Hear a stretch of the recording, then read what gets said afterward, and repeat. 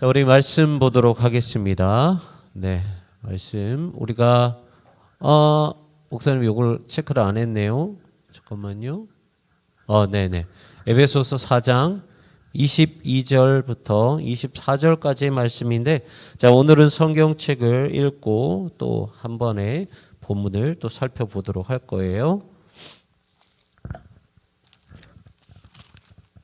자, 에베소서 4장 22절부터 24절까지 말씀입니다. 여러분들 이 말씀은요, 너무 중요한 말씀이어서 여러분들이 줄을 쳐놓고 이렇게 매번 봐도 아주 중요한 말씀이에요.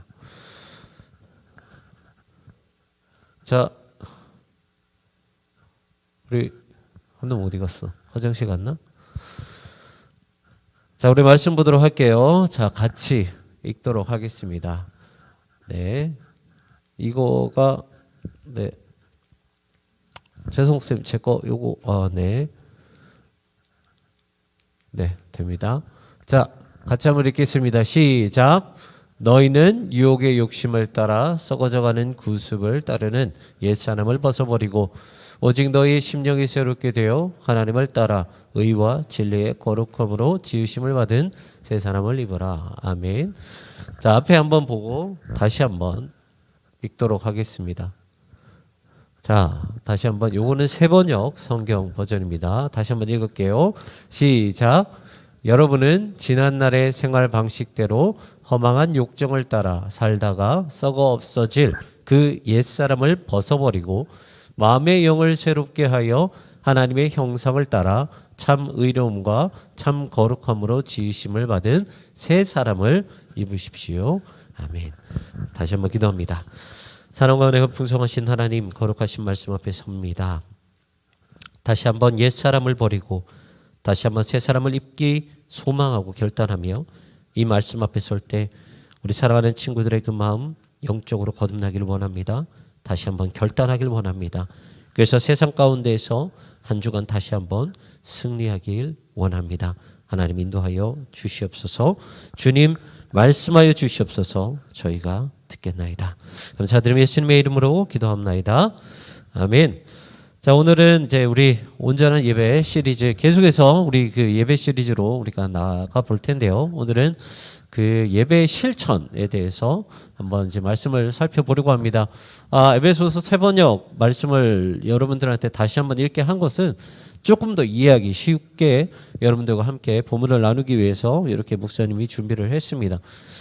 목사님 그 지난 주간에 목사님이 조금 바빴는데 지난 주일에 우리가 여러분들 알았는지 모르겠지만 이제 오후 예배 때, 찬양 예배 때 이제 예배 콘서트가 있었어요. 콘서트가 있었고 이제 화요일에는 목사님이 이제 새벽 예배를 드리고 그 중에 장례가 났어요. 장례가 났는데 이제 두 곳에서 장례가 났는데 두 곳 다 목사님이 담당했던 그런 교구에서 장례가 났어요. 그래서 월요일, 화요일, 수요일 그때 이제 담임 목사님이 안 계셔서 목사님이 장례 예배를 집도를 하고 이제 화장 예배를 집도를 이제 하려고 그 다음 날에 설교를 준비를 하는데 또 이제 장례가 났다고 이제 연락을 받은 거예요. 그래서 수요일에 이제 화장 예배, 새벽 때에 화장 예배를 드리고 그 예배를 끝나고 그날 오후에 다른 장례를 치르기 위해서 강릉에 또 장례식장을 다녀왔습니다. 네, 그리고 나서 이제 여기에 춘천에 한 7시 반에서 8시 사이에 도착을 했는데 좀 그것 때문에 좀 많이 이렇게 바빴어요. 그런데 목사님이 이 말씀을 드린 이유가 뭐냐면 목사님이 바빴다 이게 아니라 참 많은 예배를 드렸죠. 주일 예배를 드렸고요. 새벽 예배를 드렸고요. 그리고 장례 예배에서도 입관 예배, 발인 예배, 화장 예배, 그리고 이제 위로 예배 이렇게 많은 예배를 정말 짧은 시간에 다 드리고 왔어요. 그런데 우리가 보통 이 예배라고 하면은 뒤에 무슨 새벽, 수요, 그 다음에 금요철야, 그 다음에 주일, 그 다음에 돌, 생일 축하 많은 이슈의 뒤에 예배라는 단어를 붙입니다. 믿는 사람들은. 그런데 목사님이 이제 설교를 준비하면서 또 다른 것을 느꼈냐면 무엇을 느꼈냐면 목사님이 이제 학교에서 예배학으로 되게 유명하신 분이 있는데 정장복 교수님이라는 분이 있어요. 그분이 이제 예배에 대해서 이제 정의를 낼 때 무엇을 말씀하셨냐면 모든 것에 사실상 예배라는 단어를 붙여서는 안 된다라고 말씀을 하십니다. 그리고 나서 무엇을 말씀하시냐? 앞에 목사님이 이렇게 짧게 카테고리를 나눠왔어요. 주일에 드리는 예배. 그러니까 예를 들어서 주일 예배, 주일 저녁 예배, 찬양 예배, 아니면은 주일 안에서 3.1절 감사 예배, 추수 감사 예배, 요런 것들은 예배를 붙여도 된다. 주일에 들어가는 거기 때문에. 하지만 나머지 수요, 철야, 새벽, 신방은 기도회라는 단어를 써야 되는 거고, 그리고 우리가 그냥 작은 우리 삶에서 일어나는 그런 이슈들은 기도회가 아니라 예식이라는 단어를 써야 된다라고 말씀을 하고 그렇게 기록을 해놨더라고요. 그런데 그런 의미에서 봤을 때 왜 그렇다면 우리 특별히 우리나라, 다른 나라에는 잘 없어요. 거의 없죠. 왜 우리나라는 특별히 이런 예배라는 단어를 붙이는 것이 이렇게 일상생활이 돼버렸을까? 왜 예배라는 단어를 이렇게 남발하면서 사용을 할까라고 했을 때 교수님은 뭐라고 말씀을 하시냐면 우리가 예로부터 흘러나왔던, 예로부터 왔던 그러한 토속적인 문화, 샤머니즘 같은 거죠. 이러한 것 때문에 우리가 보통 이런 거 했을 때 막 돼지 대가리, 돼지 머리 이렇게 뚝 잘라놓고서 거기다 돈을 끼우고 빌죠. 왜 빌어요? 복이 오기를 바라는 마음으로 비는 거예요. 대부분 그렇죠.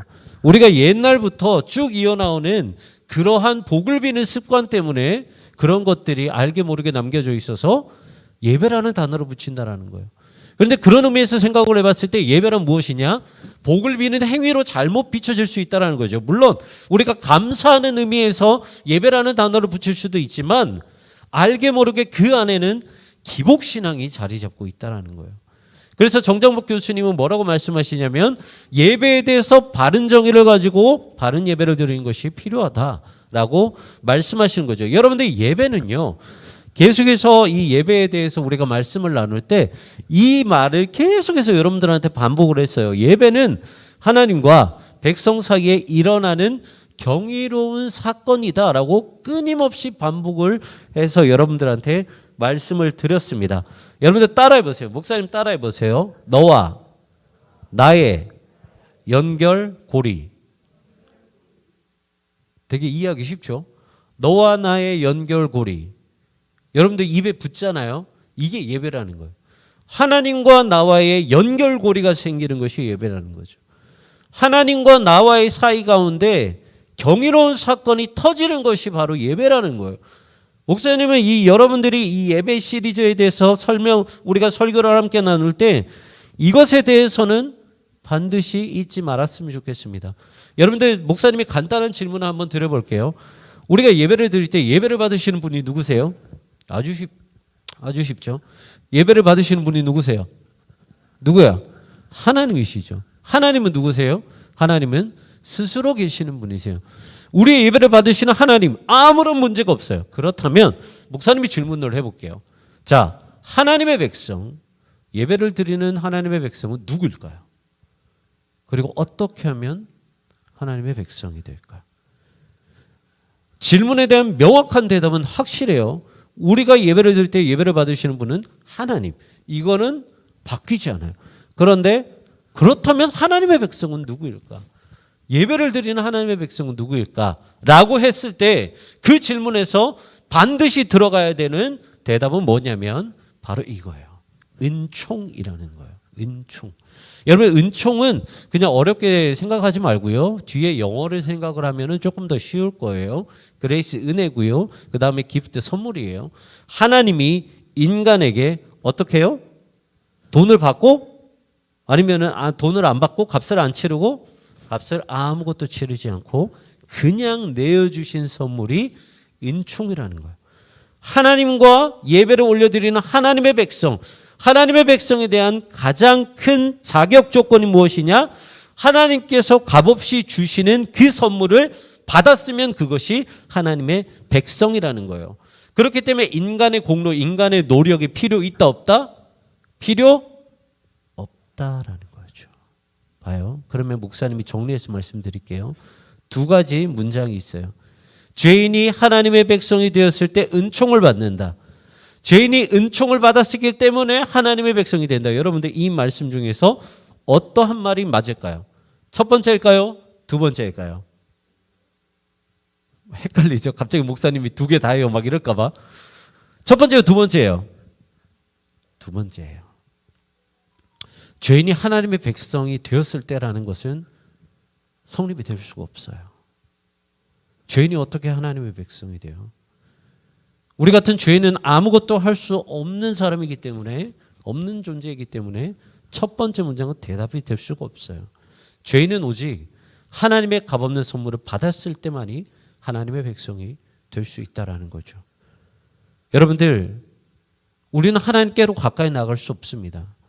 그런데 하나님께서는 우리에게 한 가지 말씀을 선포하세요. 이제 앞으로 너의 모든 죄는 없어지게 될 거야. 이제 너희는 나의 백성이야. 이 딱 한마디의 말씀으로 우리는 하나님의 백성이 된다라는 것입니다. 그 하나님의 은총의 선포가 있었기 때문에 우리는 하나님의 백성이 된다는 거예요. 여러분들 출애굽을 생각을 해봅시다. 출애굽. 잘 들었으면 좋겠어요. 목사님이 몇 번 강조하면서 말씀드린 건데요. 출애굽은 뭐예요? 출애굽. 말 그대로 애굽에서 나왔다라는 거죠. 이게 출애굽 사건인데 여러분들 출애굽 사건을 잘 봐요. 하나님께서는요. 애굽에서 속박받고 있는, 고통받고 있는 당신이 선택한 백성. 잘 들어. 당신이 선택한 백성을 모세라는 사람을 보내서 출애굽시키십니다. 애굽에서 나올 때에 10가지 재앙이 있었어요. 여러분들 이 10가지 재앙을 일으키는데 이스라엘이라는 족속이 했던 것이 있어요, 없어요? 없어요. 하나님의 일방적인 역사하심이에요. 그리고 나서 출애굽에서 넘어올 때 어떤 사건이 일어났어요? 홍해가 있었어요. 그리고 광야를 통과했어요. 거기에서 이스라엘 백성들이 한 게 있어요, 없어요? 있어요, 없어요? 없어요. 그리고 나서 시내산에 도착을 했어요. 시내산에 도착을 하고 받은 것이 있는데 바로 십계명이죠. 십계명을 받을 때 이스라엘 백성이 한 게 있어요, 없어요? 없어요. 다시 정리해서 말씀을 드릴게요. 하나님께서 애굽에서 이스라엘 백성들을 탈출시키시고 시내산에서 하나님의 법궤를 주심으로 너희는 이제 내 백성이 되었다라고 선포하는 그 순간까지 이스라엘 백성은 단 하나도 아무것도 한 것이 없다라는 거예요. 일방적인 부르심이 있었기 때문에 출애굽을 했고요. 일방적인 하나님의 역사하심이 있었기 때문에 10가지 재앙과 홍해 사건과 그 다음에 바위를 쳤을 때 물이 나오게 되었고요. 그리고 하나님의 일방적인 부르심이 있었기 때문에 모세가 시내산에 올라갔고 하나님께서 일방적인 은총을 주셨기 때문에 하나님께서 모세를 통해 십계명을 주셨다라는 거죠. 하나님이 선택한 백성에서부터 하나님의 백성이 되기까지, 하나님 나라의 백성이 되기까지 죄송하지만 이스라엘은 아무것도 한 것이 없다라는 거예요. 이스라엘의 이렇게 출애굽 과정의 모습을 한번 낱낱이 드러내놓고 봐볼까요? 출애굽할 때 10가지 재앙, 여러분들 생각을 해봐요. 앞에서 막 핏물이 나오고 그 다음에 개구리가 막 나왔는데 개구리가 다 죽었어요. 그 썩어 문드러진 그 냄새가 얼마나 심할까. 물고기들이 죽었어요. 얼마나 심할까. 암흑이 왔어요. 메뚜기 떼가 왔어요. 그리고 심지어 마지막에는 피를 바르지 않는, 양의 피를 바르지 않는 모든 가정에 동물이 되었든 사람이 되었든 첫 번째 것들이 다 죽었어요. 시체가 깔려 있어요. 시체 썩은 냄새가 났어요. 그런데 그런 상황 가운데서 하나님께서 구원해서 진짜 430년 동안 고생을 했던 애굽 땅에서 드디어 나가게 되었어요. 그런데 이스라엘 백성이 그 뒤부터 뭘 한 줄 알아요? 불평과 불만을 했어요. 홍해가 가로막고 있기 때문에 오히려 이 이스라엘이라는 족속은 애굽에서 그냥 살았던 것이 좋았다라는 그런 말도 안 되는 소리를 했고요. 광야로 들어갔을 때 물이 없다. 먹을 것이 없다. 끊임없이 불평불만을 했어요. 하지만 하나님께서는 끝까지 인내하시면서 그들을 당신의 백성으로 삼으셨다는 거예요. 무슨 말이죠? 이스라엘은 하나님의 백성이 되기 위해서 자격 조건이 갖춰지지 않았다는 거예요. 아무런 자격이 되지 않았다는 거죠. 여러분들의 예배는요, 그것을 확인하고 그것을 감사하며 그것을 찬양하는 자리예요. 그런데 여러분들, 오늘 저와 여러분들이 함께 나눈 말씀 중에서 지금까지의 내용도 중요하지만 진짜 중요한 내용은 바로 이거예요. 읽어봅시다. 예배는, 같이 해봐요. 예배는 은총을 다시 공급받는 자리이다. 이것만 확인하면 돼요. 오늘 여러분 이 예배 가운데에서 여러분들 이것만 기억을 하시면 된다는 거예요. 우리가 그렇습니다. 하나님 값없는 선물을 우리가 다시 한번 감사드리며 찬양합니다 라고 했지만, 여러분들이 진짜 이 예배에 대해서 여러분들이 기억해야 될 것이 있다면 바로 이 말이에요. 예배는 은총을 다시 한번 공급받는 자리다. 자, 여러분들 밥을 먹었죠. 밥을 먹어야 돼요. 그런데 여러분들이 굶기기 시작을 합니다. 밥을 안 주고 굶기기 시작을 해요. 그러면은 점점 뭐 한 끼 두 끼 정도야 뭐 오케이. 근데 하루 이틀이 가면은 여러분들 이 성격이 어떻게 돼요? 막 점점 뭐 같아지죠. 막, 그렇죠. 처음에는 막 물론 처음부터 뭐 같은 사람이 있지만 생각을 해봐요. 배가 고파와. 그러면 사람의 성격이 어떻게 돼요? 점점 가면 갈수록 예민해져요. 민감해지고 난폭해져요. 여러분들 영혼도 똑같습니다. 이스라엘 백성들이 광야로 들어갔을 때 마시지를 못했어요.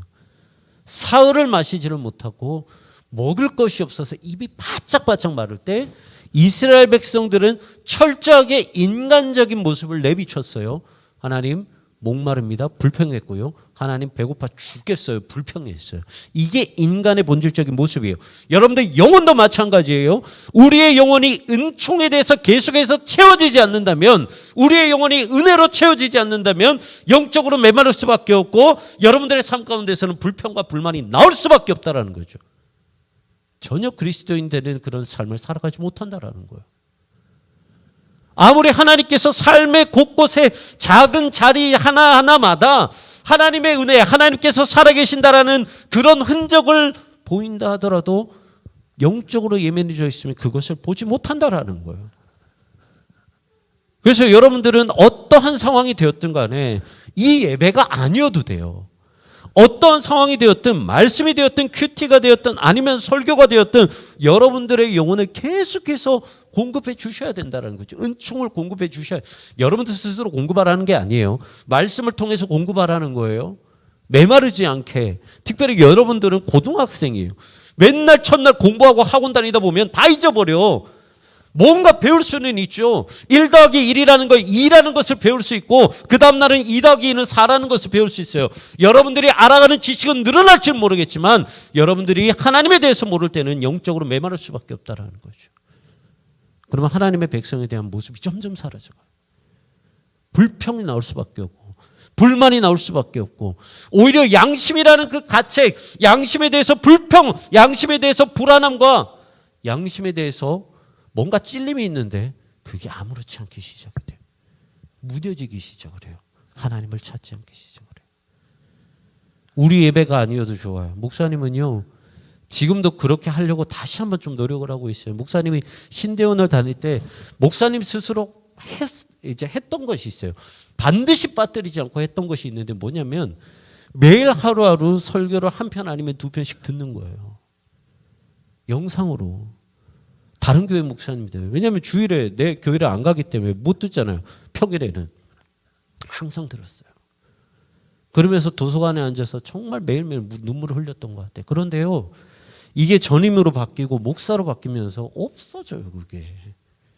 일은 겁나게 많이 하는데 뭔가 올라가죠. 교육은 겁나게 많이 받아요. 커리어가 올라가요. 근데 영혼은 메마르고 있어요. 다시 한번 되찾기 위해서 목사님도 지금 발버둥 칩니다. 여러분들도 나름대로 발버둥 치셔야 된다는 거예요. 영혼이 메마르지 않게 계속해서 반복하셔야 된다는 거죠. 근데 여러분들 기억하셔야 될 게 있어요. 이것은 영원한 차원에서 말씀드리는 것이 아닙니다. 내가 이렇게 노력하지 않으면 내 구원이 없을까? 이 말이 아니에요. 영원한 것은 이미 여러분들이 정해져 있습니다. 여러분들의 입술로 예수 그리스도는 나의 구주라고 고백하는 순간 여러분들은 하나님의 백성이 확정되었어요. 그것은 변함없는 사실입니다. 하지만 왜 이렇게 예배에 대해서 강조를 하느냐? 여러분들이 하나님의 백성이 되었다는 것을 어디에서 증명을 해야 돼요? 여러분들의 삶에서 증명을 해야 돼요. 목사님이 늘 강조하죠. 교회에서 제발 그리스도인인 척 하지 마시라고요. 니들 누가 봐도 알아요. 여러분들이 그리스도인이란 드러내야 되는 것은 세상 밖이라는 거예요. 여러분들 이게 옷이 있죠. 목사님 이제 정장인데 옷이 있으면은 옷이 더러워지기 마련이에요. 그리고 뭐 음식을 쏟았다. 그러면 냄새나죠. 옷을 계속해서 입는다 그러면 냄새나요. 그리고 여러분들 옷에 냄새나면 어떻게 해요? 뭐 옷에 막 우리 남자친구들 막 이렇게 막 겁나게 운동하고 땀 막 쫄쫄 했는데 그 다음날 그거 똑같이 입어요 그거? 입어요 안 입어요? 안 입죠. 왜 안 입어요? 더러우니까 안 입는 거예요. 더러우니까 안 입는 거라고요. 여러분들 처음에 목사님이 이제 개혁개정의 말씀을 봤을 때 이렇게 말씀을 하시죠. 오늘 본문은요. 너희의 썩어져가는 옛사람의 모습, 여기서 말하는 옛사람의 모습은요. 우리가 세상을 쫓아가는 모습이에요. 우리의 죄된 모습을 계속해서 쫓아가는 그 모습인데 그 모습을 벗으라라고 말씀을 하고 있어요. 여러분들 우리의 영혼도 마찬가지예요. 우리의 옷이 더러워지면 세탁을 하는 것처럼 여러분들의 영혼도 더러워지면 계속해서 깨끗하게 빠셔야 된다는 거예요. 깨끗하게 만드셔야 되는 거예요. 그게 뭐예요? 은총이라는 거죠. 여러분들이 은혜를 강구해야 되는 이유가 여러분들이 세상 가운데에서 말씀 듣고 간다고 해가지고 한 주 동안 여러분들이 세상에서 여러분들의 영혼이 계속해서 깨끗해질까요? 깨끗할까요? 어떻게 깨끗해요? 더러워질 수밖에 없어요. 그러면 그 더러운 영혼을 어떻게 해야 돼요? 예배 자리 가운데 가지고 나와야 돼요. 예배 자리 가운데 가지고 나와서 여러분들의 때 묻은 그 영혼을 매번 씻으셔야 되는 거예요. 그리고 다시 한번 그 깨끗한 새 옷을 갈아입고 세상 가운데 나아가셔야 되는 거예요. 이 말씀을 가장 잘 드러내고 있는 말씀이 에베소서 오늘 본문 뒷장으로 2장 더 넘어가면은 이 말씀이에요. 에베소서 6장 13절 말씀입니다. 같이 읽어볼게요. 시작. 그러므로